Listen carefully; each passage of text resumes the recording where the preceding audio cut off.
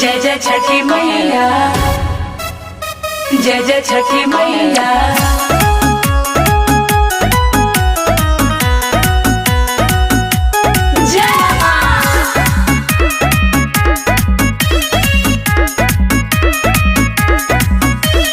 अब की तो छठ पिया हम कारम दुआरा पे जोड़ा कोसिया भी भरम पिया जी।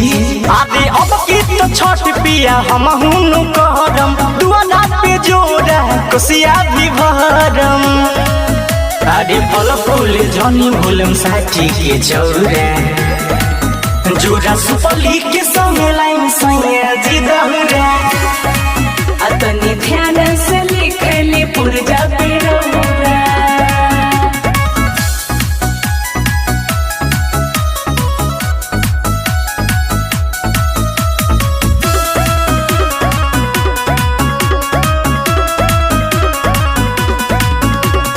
कुछो के बाटे नया पाना कमी मैया के कृपा से बन गनी मम्मी सुनी।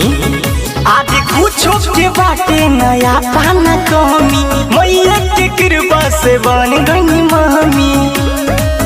बोला कठिन परब कुछ करम न बौरा जोड़ा सुपली के संग लाइन सैया जी दौरा।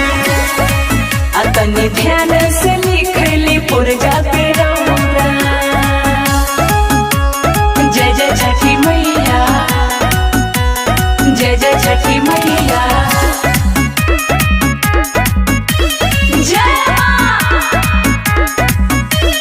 तीन दिन भूखेली बरती तिवैया दुखवा के दूर करे आदित गोसैया सुनी।